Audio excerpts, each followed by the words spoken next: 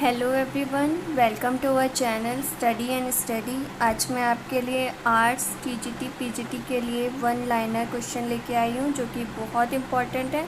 उम्मीद करती हूँ आप सबकी पढ़ाई अच्छी चल रही होगी क्योंकि नोटिफिकेशन कभी भी आउट हो सकता है एग्ज़ाम के लिए। ये मेरे ओरिजिनल नोट्स हैं जो कि मैंने काफ़ी सारी जगहों से बनाए हुए हैं और ये आर्ट से रिलेटेड हैं, तो इन्हें आप ज़रूर मेरे साथ में पढ़ें। कास्ट के साथ ही पत्थर और ईंटों का अधिकाधिक प्रयोग सबसे ज़्यादा मौर्य काल में हुआ था। मौर्यकालीन कला की दूसरी विशेषता थी यहाँ की चमकदार पॉलिश। यहाँ की जो मूर्तियाँ मिली थी उनमें एक अलग सी पॉलिश थी, जिसमें पॉलिश के नमूने जो हमें मुख्य रूप से प्राप्त हुए थे वो पाटलिपुत्र का राजप्रसाद था। दीदारगंज से प्राप्त चामर धारणी यक्षी की मूर्ति है। अशोक के शिला स्तंभ का शीश है। ये जो यक्षिणी थे ये हमें मौर्य काल से ही सबसे ज़्यादा प्राप्त हुए हैं। मौर्यकालीन कला की तीसरी विशेषता धर्म का प्रचार थी। इनकी मूर्तियों से हमें बौद्ध धर्म के प्रचार के बहुत सारे सबूत मिलते हैं।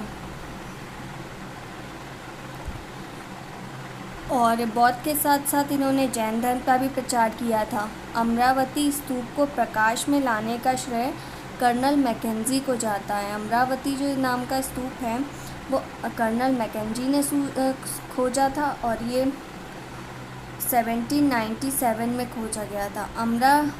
इन्होंने इसे पहली बार 1797 में देखा था।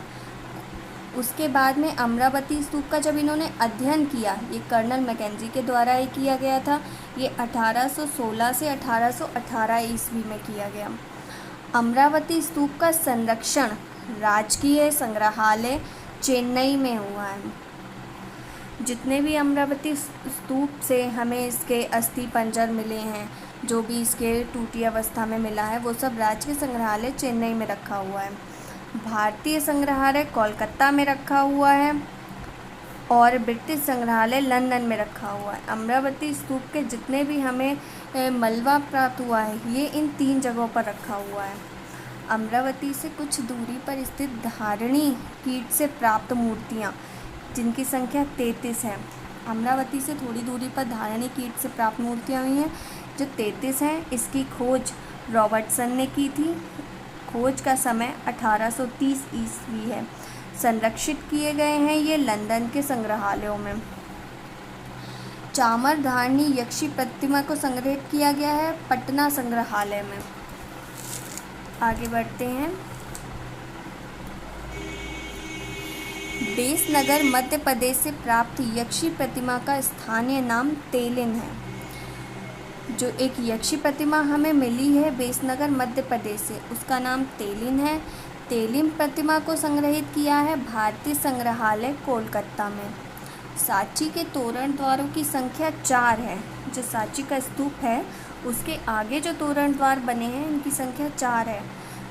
सांची के तोरण द्वार का समय ईसा पूर्व से पहली शताब्दी का है। सबसे पहले निर्मित सांची के तोरण द्वार जो सबसे पहले बनाया गया था वो था दक्षिणी द्वार। इसके बाद में उत्तरी द्वार बना, फिर पूर्वी द्वार, उसके बाद पश्चिमी द्वार। तोरणों में 2 खंभे जो चौपहल हैं जिनकी ऊंचाई 24 फुट है। ये क्वेश्चन पूछ लिया जाता है कि चौपहल कितने खंभे हैं, तो 2 खंभे हैं जिनकी ऊंचाई 24 फुट है। इन पर थोड़ी सी कमानीदार ऊपर की ओर तनी हुई 3 सूचियाँ हैं जिनके बीच की दूरी इनकी चौड़ाई से कुछ ही अधिक है। इनके बीच छोटे छोटे 3 स्तंभ हैं जो इन्हें साधने का काम करते हैं। संपूर्ण तोरण की ऊंचाई 34 फीट है। ध्यानस्थ बुद्ध के भाव मुद्रा, ध्यान में बैठे हुए बुद्ध के भाव मुद्रा 5 तरीके के प्रकार के प्राप्त होते हैं, जिनमें एक है वैरोचन, अभितप, अशोभ्य, रत्न संभव, अमोघ सिद्धि। वैरोचन शब्द का अर्थ होता है प्रबोधक। आज के लिए इतना ही काफ़ी है। उम्मीद करती हूँ आपको हमारी क्लास आज की अच्छी लगी होगी। तो इस चैनल को लाइक शेयर सब्सक्राइब करना बिल्कुल भी ना भूलें। सिलेबस बहुत ज़्यादा है और मैं आपको ऐसे ही वन लाइनर के रूप में पूरा सिलेबस कवर करा दूँगी, इसीलिए हमारे चैनल से जुड़े रहें और साथ में स्टडी करते रहें।